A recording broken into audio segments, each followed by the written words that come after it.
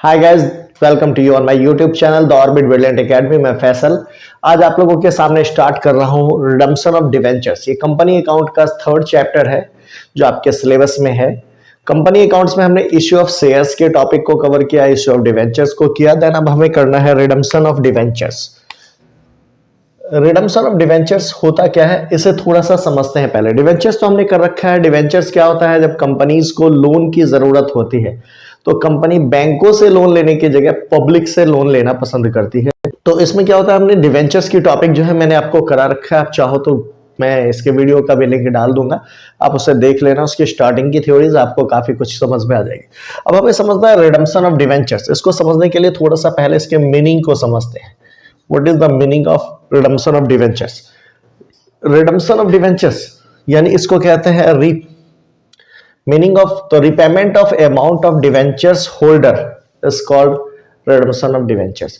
यानी debenture holder को उनके अमाउंट वापस कर देना डिवेंचर का रिडम्पशन कहलाता है। हमने लोन ले रखा था पब्लिक से, उनको हमने बदले में डिवेंचर्स दे रखा था, अब उनके पैसे हम उन्हें समय पर वापस कर रहे हैं। This is called redemption. Clear है?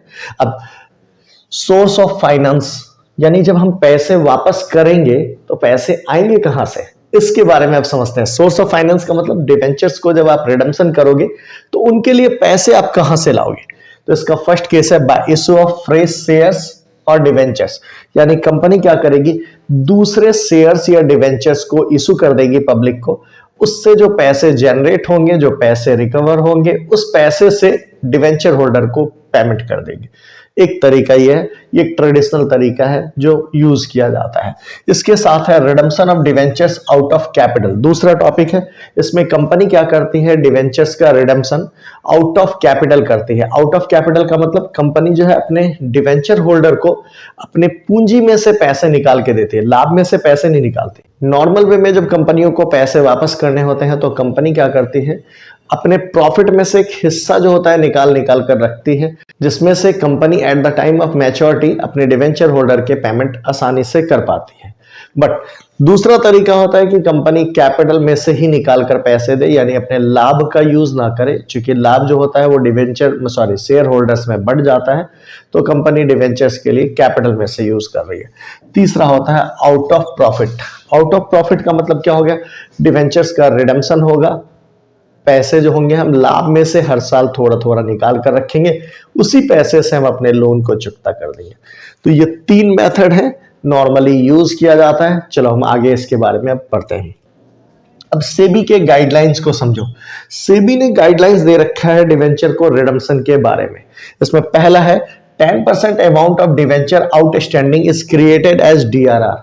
यानी 10% जो डिवेंचर्स का आउटस्टैंडिंग बैलेंस है उसका डीआरआर बनाया जाता है। डीआरआर का मतलब होता है debenture redemption reserve, DRR.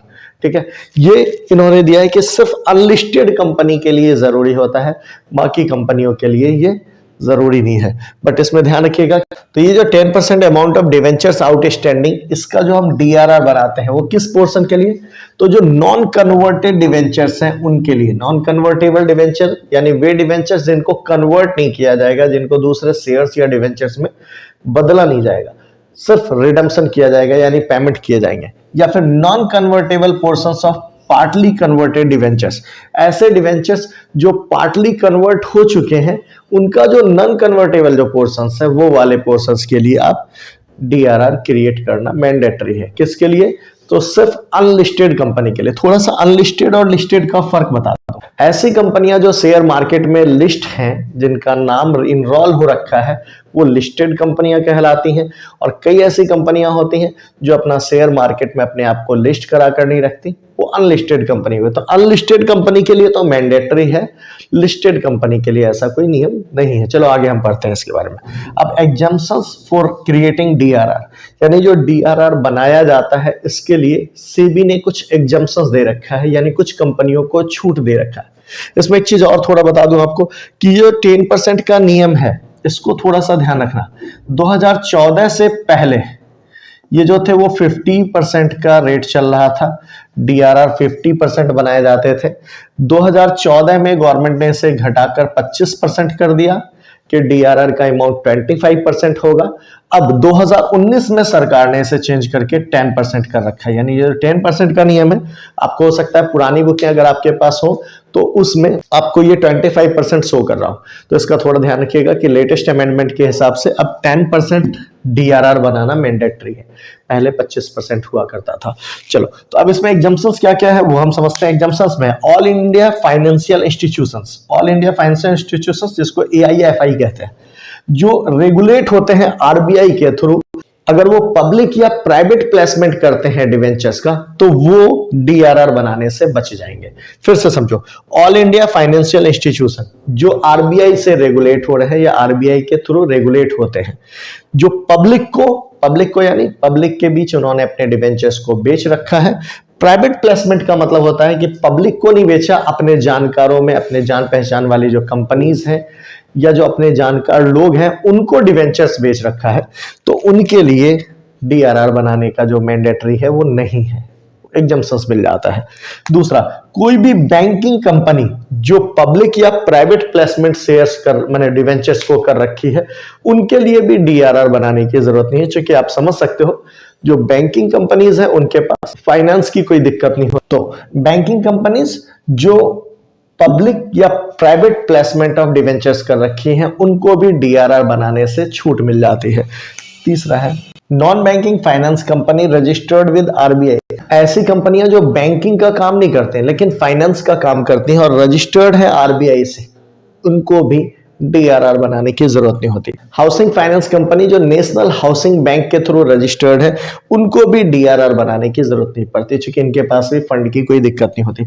Other listed company, जितने भी लिस्टेड कंपनीज हैं उन सबको भी डीआरआर बनाने से छूट मिली हुई है। यानी आप सिंपल समझो, डीआरआर आपको बनाना है 10%, वो सिर्फ अनलिस्टेड कंपनी के लिए है। आप क्वेश्चन जब करोगे प्रैक्टिकली हम जब कर रहे होंगे तो उसमें पहचान बताता हूं। आप देखो, कोई भी ऐसा नाम जो बैंक से रिलेटेड हो या जिसमें बैंक वर्ड लगा हो उसको बनाने की छूट है।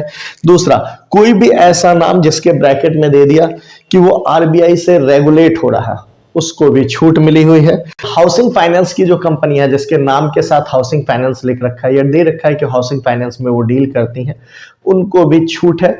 या कोई कंपनी का नाम दिया और ब्रैकेट में दे दिया इट इज लिस्टेड कंपनी या it is registered under stock exchange board या इट इज लिस्ट मैंने दे दिया कि स्टॉक एक्सचेंज पे ये लिस्टेड है, रजिस्टर्ड है, तो इन कंपनियों को डीआरआर बनाने से छूट मिल गई।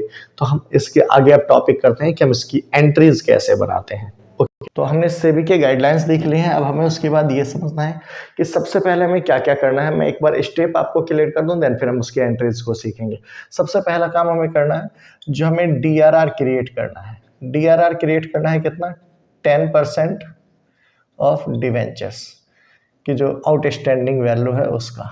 ठीक है, इसको आप ध्यान रखना कि डिवेंचर्स रेट जो हमारे पास है उसके 10% वैल्यू सिर्फ अनलिस्टेड कंपनी के लिए है। ये लिस्टेड कंपनी, फाइनेंशियल इंस्टीट्यूशंस, ये सब बताया कि इनको एग्जेम्प्टेड में रखा है। तो इसको एक चीज और ध्यान रख लेना कि जब तक ये डिवेंचर्स का रिडम्पशन नहीं हो जाता तब तक ये जो डीआरआर है, डीआरआर के जो पैसे होते हैं इनको हम बैलेंस शीट में जो हेड हमारा है शेयर होल्डर फंड में दिखाते हैं। सब हेड उसके अंदर रिजर्व एंड सरप्लस के अंदर डीआरआर का जो आउटस्टैंडिंग अमाउंट है, जो पैसा हमने डीआरआर में क्रिएट कर रखा है, वो पैसा जो है हम इसमें शो करते हैं। तो पहली एंट्री आपको क्लियर हो गई कि पहले हमें जो डिवेंचर रिडम्पशन रिजर्व क्रिएट करना है इसकी एंट्री बनानी है। उसके बाद मैंने आपको बताया कि हमें debenture redemption investment DRI create करना है। ये कितना है? 15% ऑफ डिवेंचर्स आउटस्टैंडिंग, जो आउटस्टैंडिंग है उसका। और इसका डेट भी क्लियर है, इसका है अप टू 30 अप्रैल, 30 अप्रैल तक, जिस साल आप रिडम्पशन करोगे उस साल। और इसका जो डेट होता है वो अप टू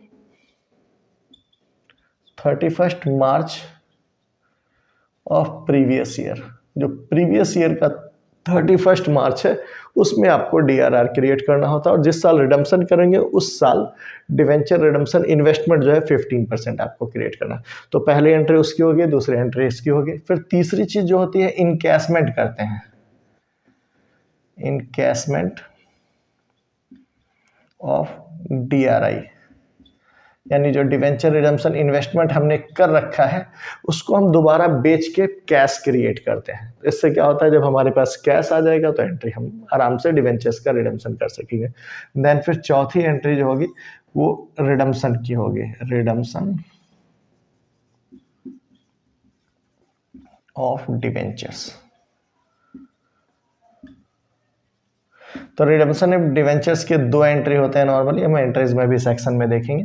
और एट द एंड हम क्या करेंगे, जो डीआरआर को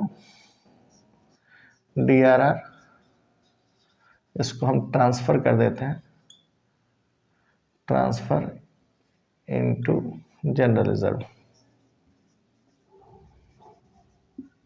मोटी मोटी बात आपको क्लियर हो गई कि पहली एंट्री हमारी होगी डीआरआर की जो 10% हमें करना है, फिर उसके बाद डीआरआई की एंट्री होगी जो 15% हमें करना है, वो 31 मार्च तक करना है, ये 30 अप्रैल तक, ठीक है। फिर तीसरा इनकैशमेंट करेंगे हम, जब इसको बेचेंगे उसकी एंट्री इसका रेसिप्रोकल हो गया। फिर रिडम्पशन की 2 एंट्रियां हो जाएंगी और देन फिर डीआरआर को हम ट्रांसफर कर देंगे जनरल रिजर्व में। चलो तो अब आगे हम इसकी एंट्रीज सीखते हैं। अब हमें समझना है methods of redemption of debentures, यानी डिवेंचर्स के रिडम्पशन के कौन कौन से तरीके हैं, कौन कौन से मेथड्स हैं। इसमें मेथड्स 4 मेथड हैं जो हमें टोटल सीखने हैं। हम चारों मेथड को डिस्कस करते हैं। पहला है that is lump sum payment at the end of fix period, यानी एक फिक्स पीरियड के बाद जो मैच्योरिटी पीरियड कहलाता है डिवेंचर्स का। नॉर्मली हम डिवेंचर्स जब इशू करते हैं तो उसी समय हमें बताना पड़ता है कि डिवेंचर्स कितने समय के बाद रिडीम्ड होगा। तो नॉर्मली ये 3 साल, 4 साल, 5 साल कंपनी के टर्म्स कंडीशंस पे डिपेंड करते हैं। तो उसके बाद कंपनी एक मुश्त सभी लोगों को पैसे दे देती है, यानी लोन के पैसे का पेमेंट कर देती है। दूसरा केस होता है redemption of debenture in installment, यानी कंपनी जो है वो इंस्टॉलमेंट में किस्तों के रूप में लोगों के उनके पैसे वापस कर रही होती है। अब इसी में तीसरा केस है purchase of own debenture from open market, यानी कंपनी क्या करती है खुले बाजार में, जब मार्केट में डिवेंचर्स जो होते हैं सस्ते मिल रहे होते हैं, कई बार डिवेंचर ओपन मार्केट में प्राइस से नीचे बिलो द प्राइस मिल रहा होता है, तो कंपनी क्या करती है उस समय में, ना तो कंपनी को डीआरआर का रिक्वायरमेंट होता है ना डीआरआई की रिक्वायरमेंट होती है। कंपनी ओपन मार्केट से डिवेंचर्स को खरीदती है और उसको कैंसिल कर देती है।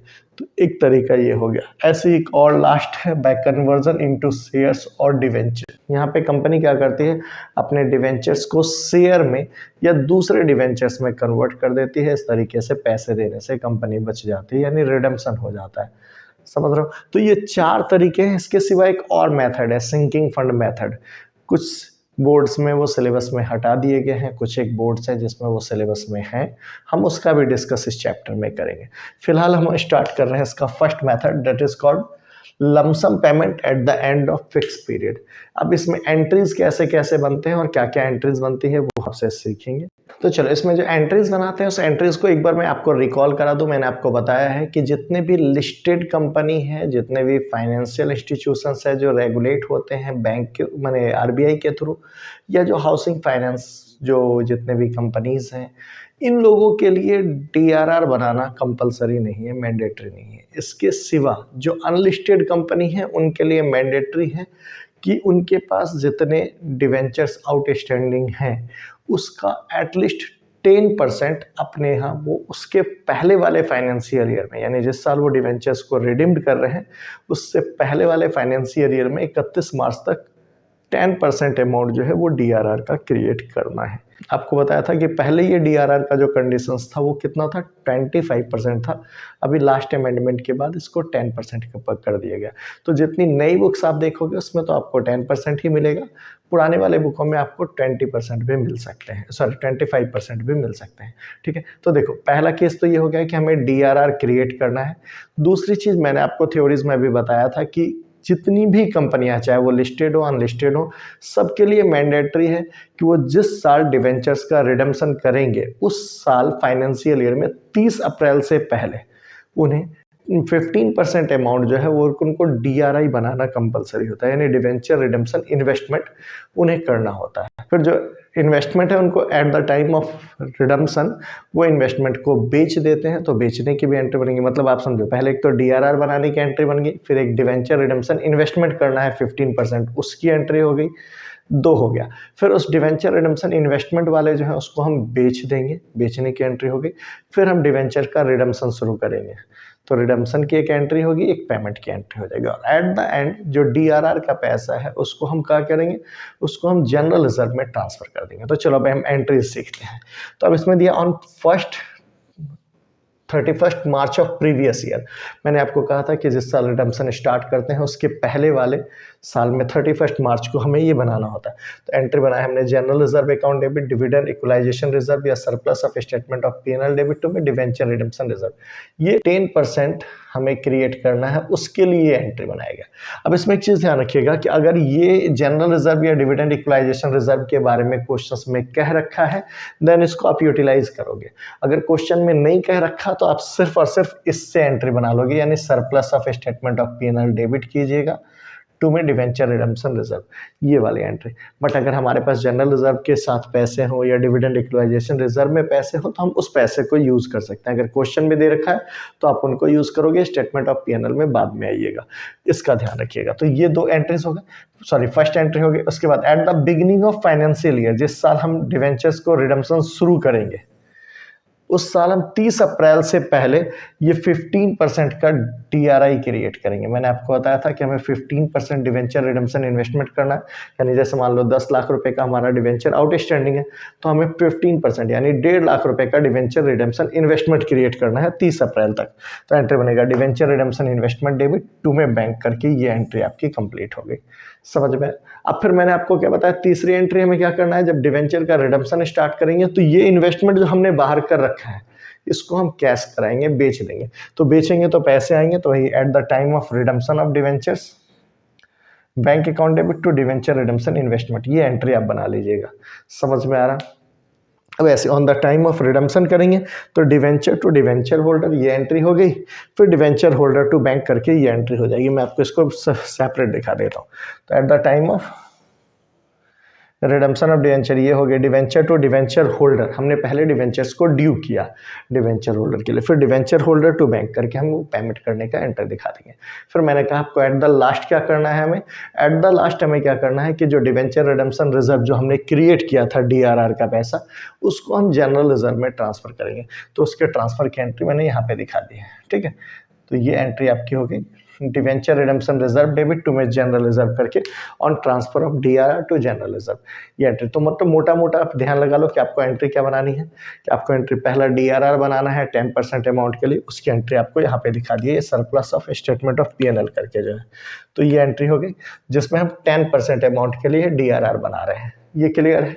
दूसरी एंट्री बनाया कि जब हम DRI क्रिएट करेंगे जो 15% अमाउंट के लिए हमें क्रिएट करना है, तो वो हो गया debenture redemption investment to bank. फिर एट द टाइम ऑफ जब रिडम्पशन शुरू करेंगे जिस साल, उस साल हम क्या करेंगे, ये वाला जो इन्वेस्टमेंट है इसको बेचेंगे। तो इसकी सब रेसिप्रोकल एंट्री बन गई, bank account debit to debenture redemption investment. अब फिर रिडम्पशन के टाइम पे क्या करेंगे, डिवेंचर टू डिवेंचर होल्डर, फिर डिवेंचर होल्डर टू बैंक, ये रिडम्पशन हो गया। देन ये जो DRR का पैसा है उसको ट्रांसफर करेंगे जनरल रिजर्व में, तो DRR डेबिट टू में जनरल रिजर्व, ये हो गया। समझ में आ रहा है आपको? ठीक है। इसमें ये ध्यान रखिएगा कि अगर कोई लिस्टेड कंपनी है तो ये वाली एंट्री नहीं बनेगी, लिस्टेड कंपनी हो या बैंक हो तो ये जो सरप्लस वाली जो एंट्री आप जो DRR क्रिएट किए थे ये एंट्री नहीं बनेगी, ये सारी एंट्री बनेगी। यानी जो DRI बनाना है चाहे वो लिस्टेड कंपनी हो अनलिस्टेड कंपनी हो, दोनों के लिए मैंडेटरी है कि वो DRI बनाएंगे। समझ में आ रहा? तो आप एंट्रीज आप क्लियर कीजिए, इस बेसिस पे आप क्वेश्चंस करो। क्वेश्चंस भी मैं करा रहा हूँ, DK गोयल के सॉल्यूशंस आपको मिल जाएंगे, आप उसे भी देख लीजिएगा, ठीक है। Wish you all the best, मिलते हैं नेक्स्ट क्लास में। जाते जाते वीडियो को जरूर से बेटा लाइक करो, आप लोग अपने फ्रेंड्स वगैरह के साथ इसे शेयर कीजिए, ठीक है। इससे हमारा मोटिवेशन अप रहता है। मिलते हैं नेक्स्ट वीडियो में नेक्स्ट क्लास के साथ नेक्स्ट टॉपिक में। Okay, thank you, wish you all the best.